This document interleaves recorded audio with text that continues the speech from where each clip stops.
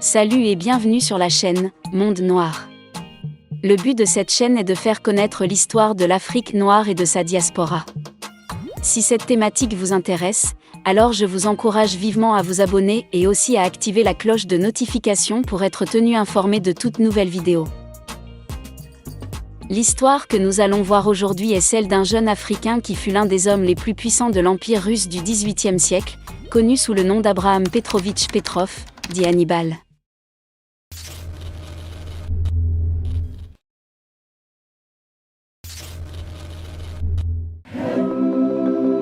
Abraham Petrović est né en 1696 dans l'extrême nord du Cameroun actuel, dans la famille princière de la cité de Logon-Birni. Pendant plusieurs années, une hypothèse concernant son lieu de naissance a été avancée. On a pensé qu'Abraham était né en Éthiopie. En 1703, à l'âge de 7 ans, alors qu'il était enfant, Abraham fut kidnappé et pris en otage par les Ottomans. Sa sœur tente irrémédiablement de le secourir, mais elle périt noyée dans le fleuve, et Abraham fut emmené à Constantinople, à la cour du sultan ottoman, dans la Turquie actuelle. L'enlèvement était à l'époque une pratique courante chez les Ottomans. Les enfants des nobles insoumis au sultan ottoman étaient en effet pris en otage et amenés à Constantinople pour être vendus ou tués. Une fois à Constantinople, le jeune garçon fut converti à l'islam et reçoit le prénom Ibrahim. En raison de son origine princière, il est mis au service du sultan. Quelque temps plus tard, Abraham a été échangé à Moscou, en Russie et offert à l'empereur russe, Pierre le Grand. À Moscou, le jeune garçon a été libéré, adopté et élevé à la cour de l'empereur en tant que filleul.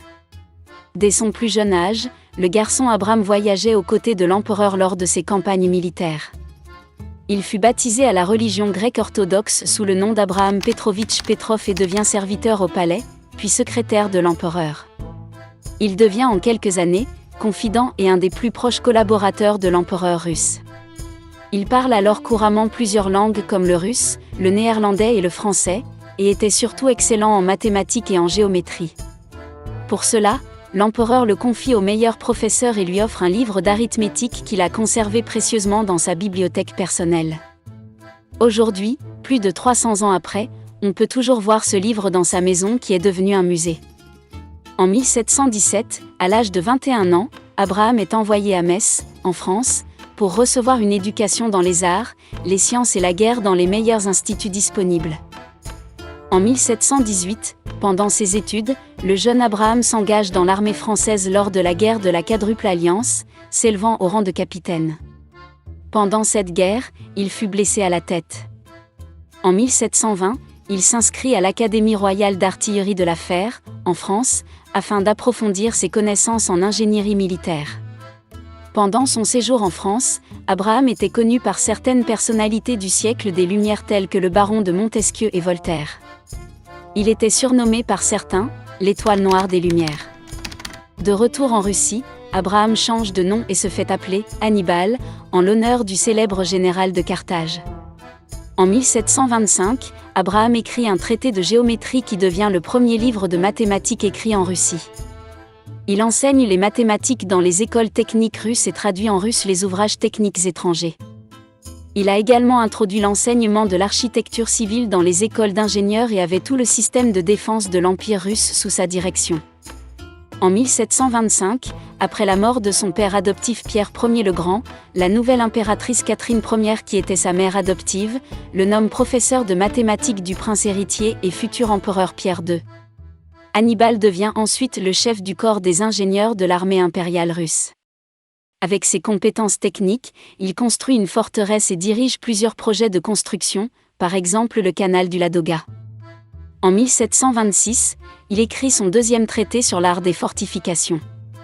Hannibal devient un membre éminent de la cour impériale et l'un des hommes les plus puissants de l'Empire russe. Il a gravi tous les échelons de l'armée impériale russe, d'abord lieutenant, puis major, colonel, général-major, lieutenant-général, et enfin général en chef de l'armée impériale russe. Il devient également gouverneur militaire de l'Estonie, puis gouverneur d'une province, près de la Finlande. En reconnaissance des nombreux services rendus à sa nouvelle nation, l'impératrice Élisabeth, sa sœur adoptive, lui permet de devenir un riche propriétaire terrien, en lui donnant des terres avec des centaines de paysans. En Russie, Il fut le premier à construire des hôpitaux et des pharmacies pour les ouvriers sur les chantiers, des écoles pour les fils d'ouvriers. Il fut également très humaniste en interdisant les châtiments corporels infligés à l'époque aux paysans. Hannibal s'est marié 2 fois et sa première épouse était une femme grecque, connue sous le nom de Evdokia Diopé. Ce premier mariage a été très instable car il la soupçonnait d'infidélité. Les soupçons d'Hannibal ont été confirmés lorsque cette femme est tombée enceinte d'un autre homme. Femme! Non! Ah, tu étais là-bas! Après la grossesse, il l'a fait arrêter et jeter en prison, où elle passa 11 ans. Hannibal épousa ensuite Christine Régine de Schönberg, une aristocrate suédoise, et ils ont eu plusieurs enfants. Après avoir pris sa retraite, il meurt le 14 mai 1781, à l'âge de 85 ans. Leur fils aîné, Ivan Hannibal, fut un officier de marine accompli qui a participé à la fondation de la ville de Kherson dans le sud de l'Ukraine actuelle. Comme son père, Ivan Hannibal a également atteint le rang de général en chef, le 2e plus haut grade militaire de la Russie impériale. La petite fille d'Hannibal, Nadine Hannibal, également appelée la Belle Créole, est la mère du plus grand poète russe, Alexandre Pouchkine. Aujourd'hui, de nombreux aristocrates britanniques d'origine russe tels que Natalia Grosvenor, duchesse de Westminster et sa sœur Alexandra Hamilton, duchesse d'Abercorn, sont tous des descendants d'Hannibal. Merci d'avoir regardé la vidéo. N'hésitez surtout pas à laisser un like, à commenter, et aussi à partager. Au revoir.